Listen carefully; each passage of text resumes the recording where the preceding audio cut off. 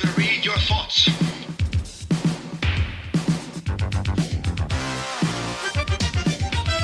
From the future. The movies of 1985. Hello, once again. It is week 45 in 1985. That's Tuesday the 5th of November to Monday the 11th of November. My name is Jason Hutchins. Every week on this podcast, I spin a bingo machine and select a random movie from 1985 to rent from a local video store in Perth, Western Australia, and then watch with you, sitting on the sofa, eating popcorn and enjoying old-fashioned movies. Now, I should point out that this week, week 45, marks the 100th episode of this podcast because we did the movies of 1999 last year and we did a bunch of recordings before we started. So we have 52 weeks plus 45 weeks plus the 3 extra ones, I think, which bring us up to 100 episodes. So yay. Anyway, what I'm going to do right now is spin the bingo machine and select a number for this week. So let's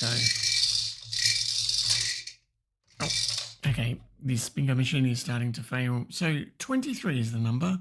Nice little prime number, 23, that one. So let's go over to the spreadsheet, and number 23 is called Echo Park.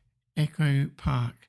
So all I know about this one is I had to purchase the DVD because there was no other way of getting it, but it looks to me to be a bit of a rom-com, or maybe just a rom, which I'm not too keen.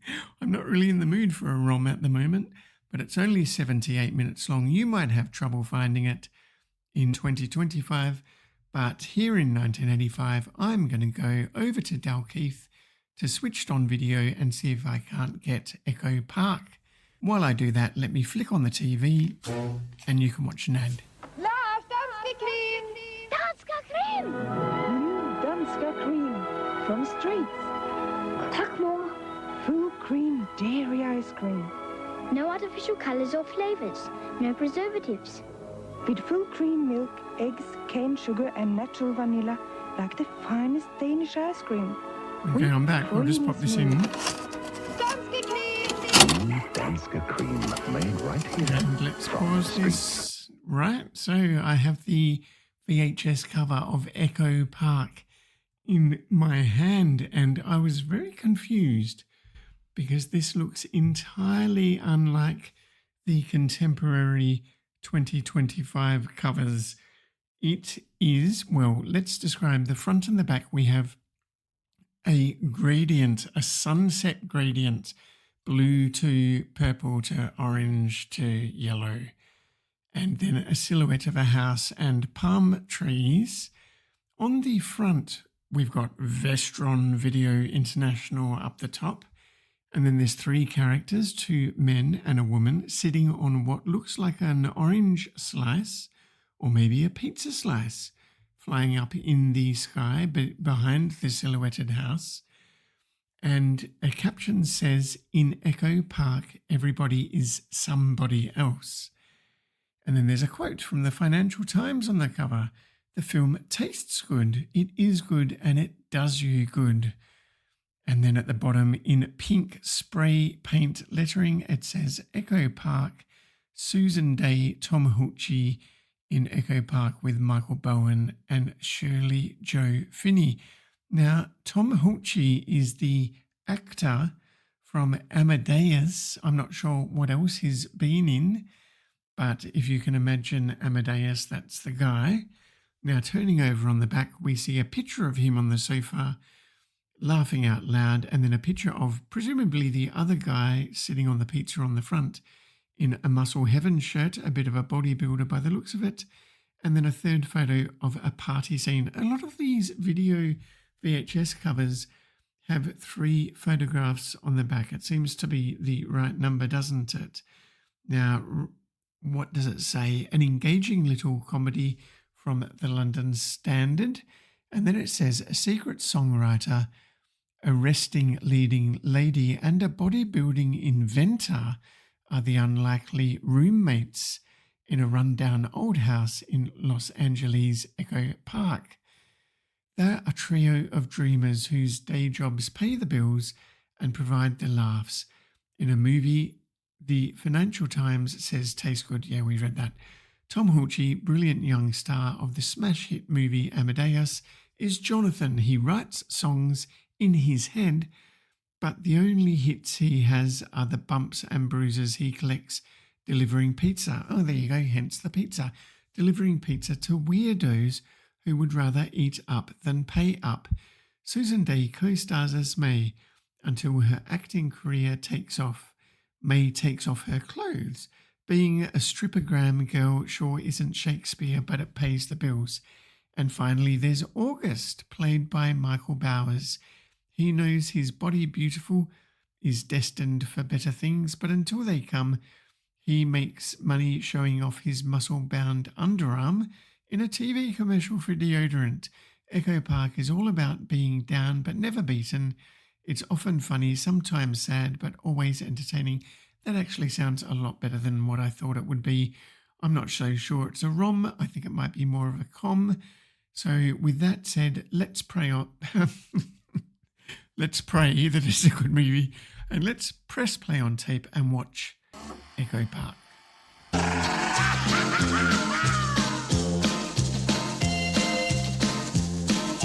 In Echo Park, everybody is somebody else. You an actress? Are you a spy? A body sculptor. Right. I discovered my body was a holy act of masturbation. All right, wait a minute. I know it's the oldest question in LA, but what do you really do? I deliver pizzas. Hey! There's a difference between getting me aggravated, which I enjoy in a weird kind of way, and getting me mad. Do not get me mad. Tom Hulce, the star of Amadeus, is the greatest pizza-selling songwriter since Mozart. Do you think that this is a good profession for your son's mother to be in?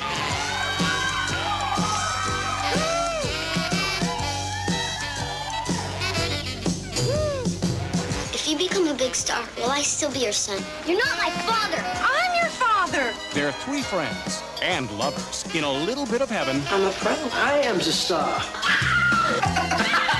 called Echo Park.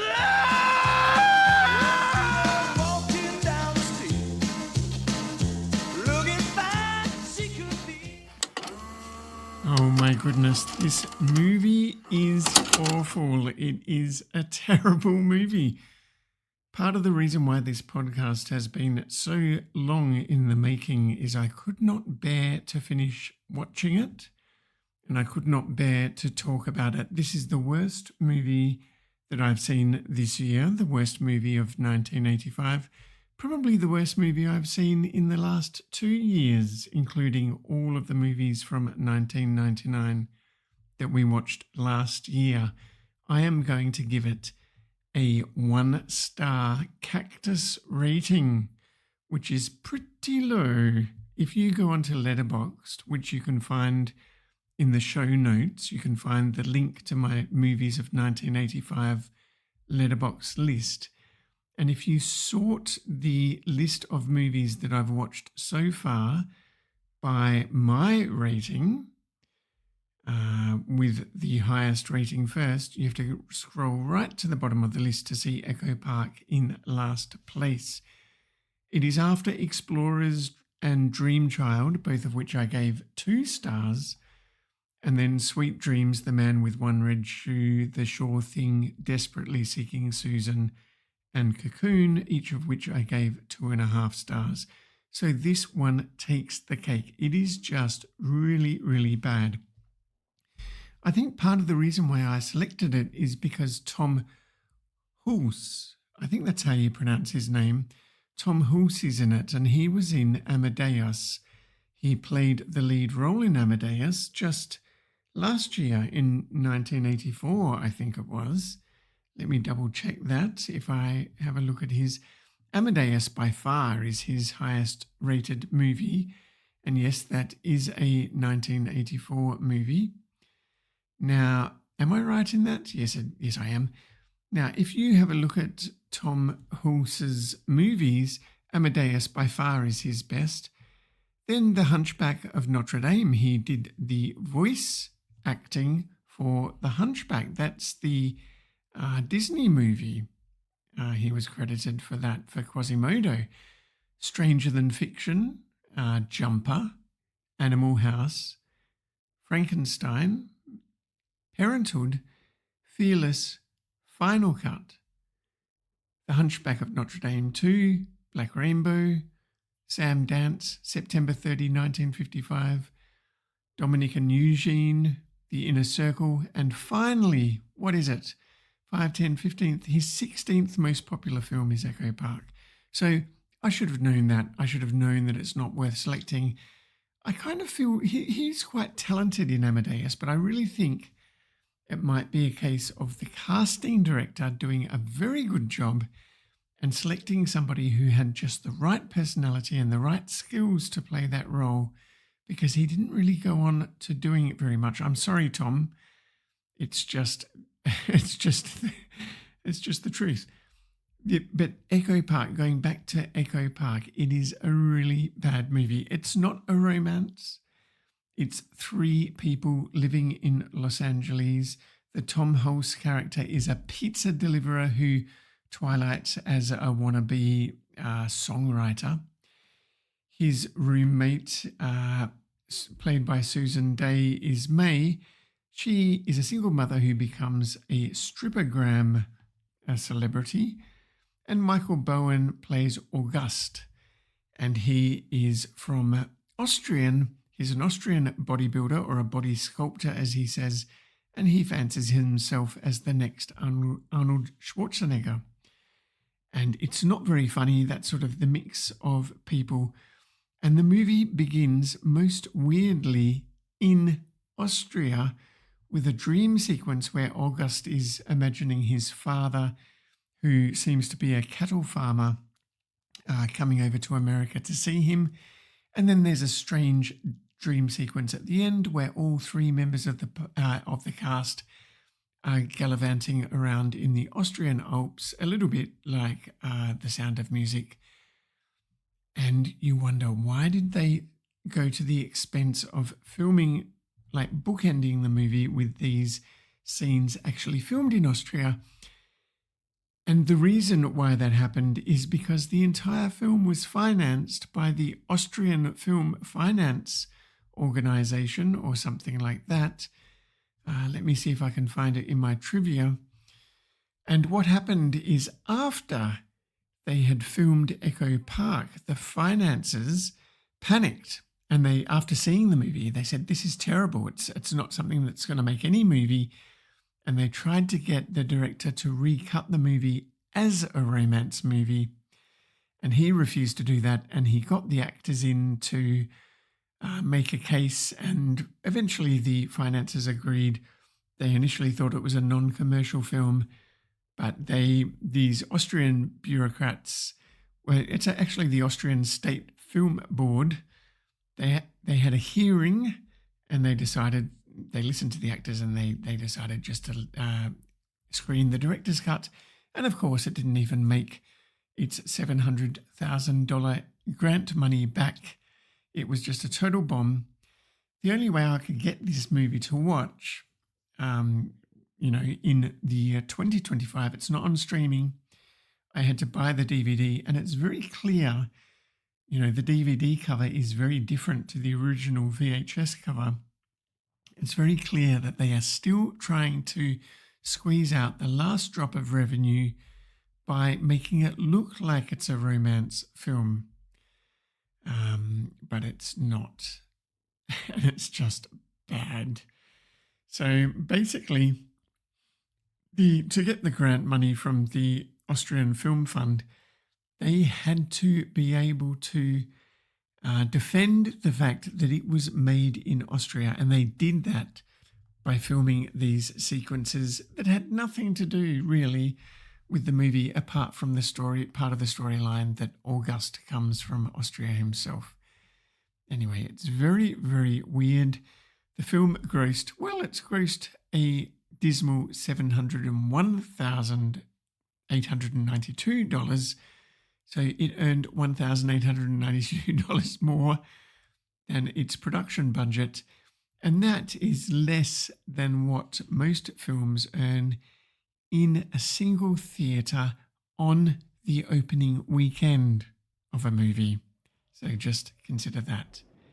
Anyway, that's all I'm saying about this movie. I can't believe I watched it, let alone bought the DVD. I'm seriously rethinking this project, even though there's only 7 movies left for the year. But now...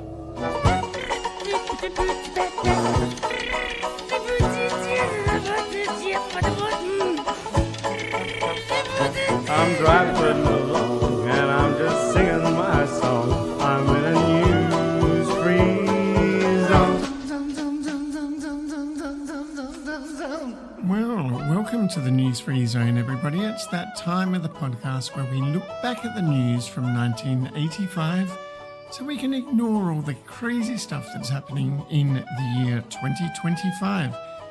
Now, this week in 1985, the Space Shuttle Challenger touched down, completing a mission called STS-61A with a crew of 8 astronauts. That's the largest crew ever to fly on a single spacecraft, a record that still stands to today.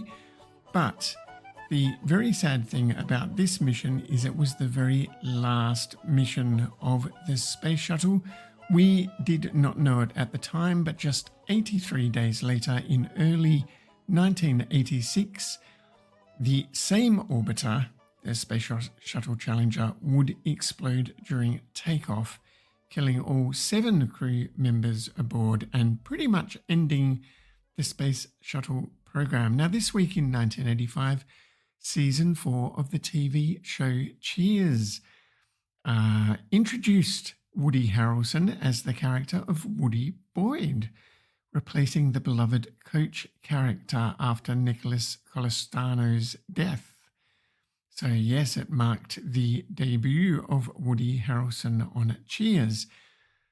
Now, also this week in 1985, a few movies came out. So Gene Hackman and Matt Dillon starred in a CIA thriller called Target.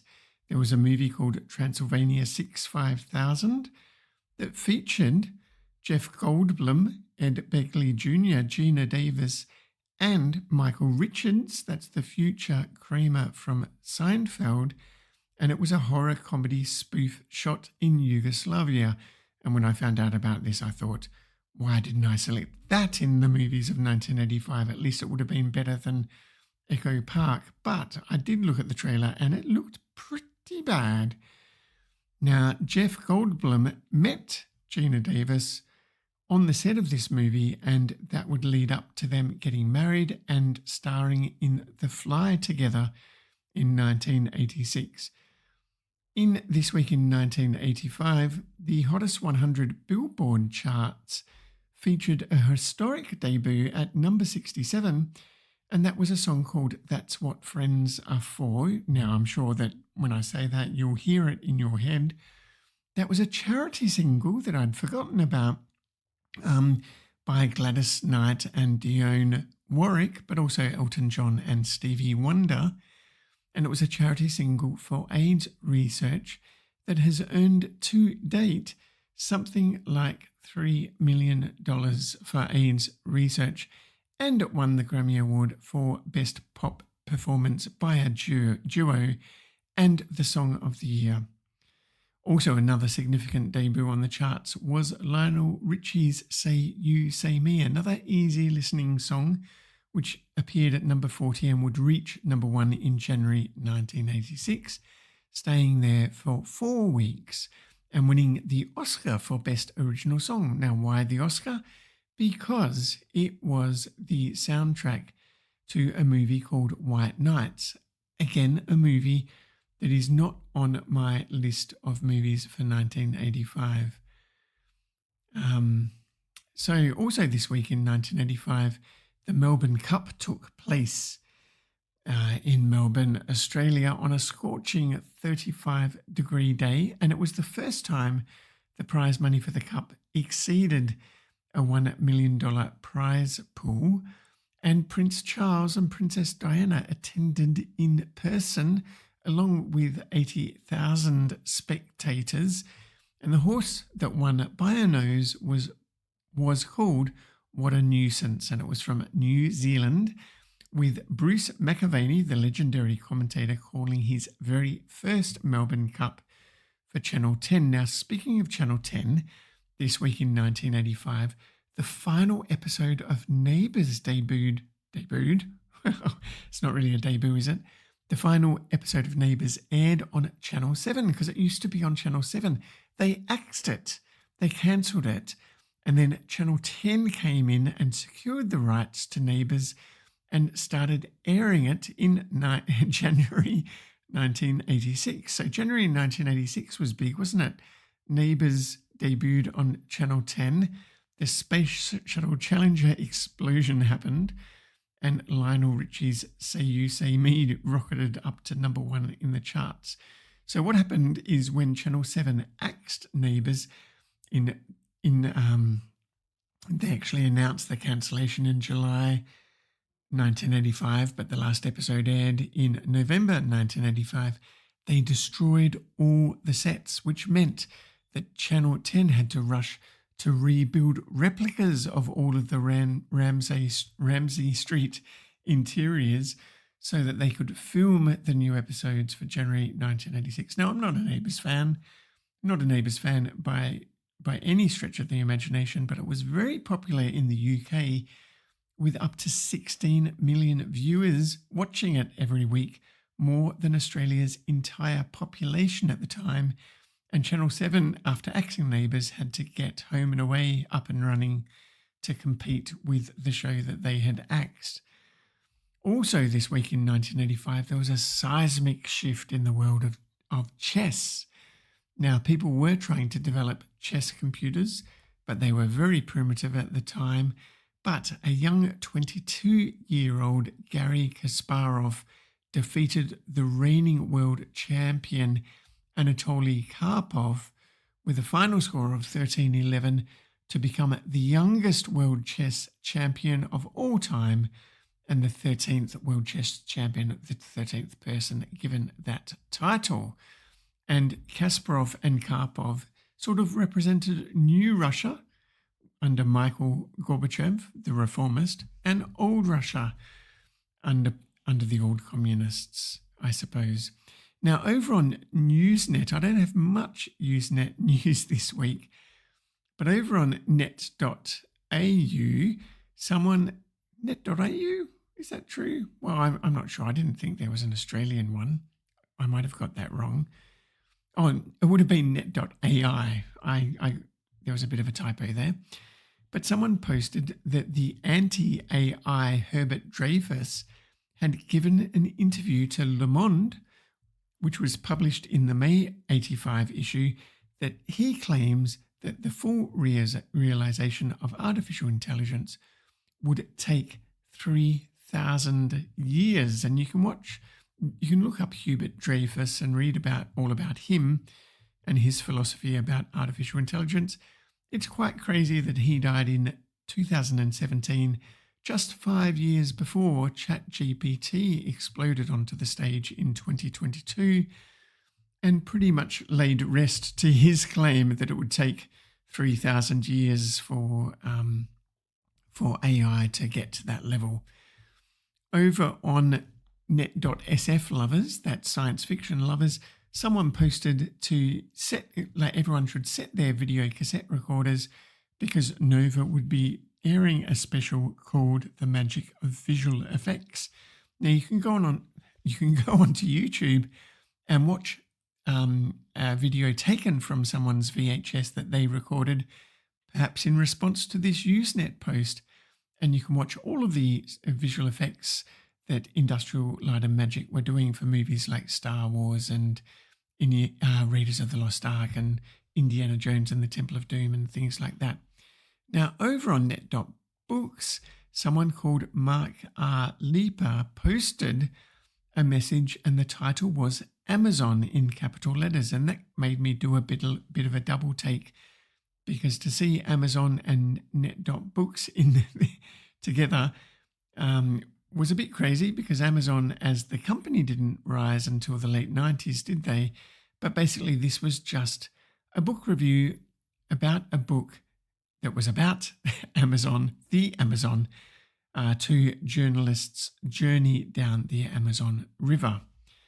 Enough of that. Over on net.music, Bath Richards, great name, Bath, he posted to ask about the original music used in the Hitchhiker's Guide to the Galaxy radio series and also the TV series.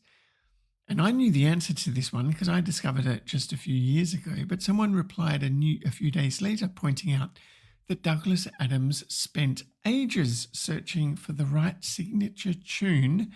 He had a very specific idea in mind, an electronic piece that had to have a banjo in it to lend it an sort of on-the-road hitchhiking kind of a feel.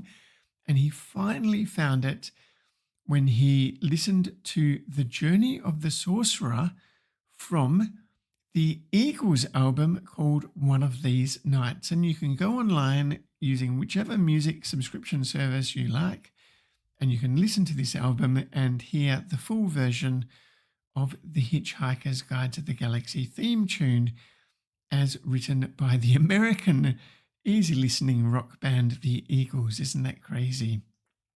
Now, over on Pepys' diary from the year 1665, what did he write happening this week 360 years ago? This is what he wrote. He wrote, "This night when I came home, I was much troubled to hear my poor canary bird that I have kept all these 3 or 4 years is dead." So his canary died. Peeps, that's usually the sign that something bad is about to happen. You're not down the bottom of a coal mine, are you? I'm sorry to hear that your canary died. Hopefully something tragic is not going to happen next week. But we'll leave things there. Don't forget to rewind.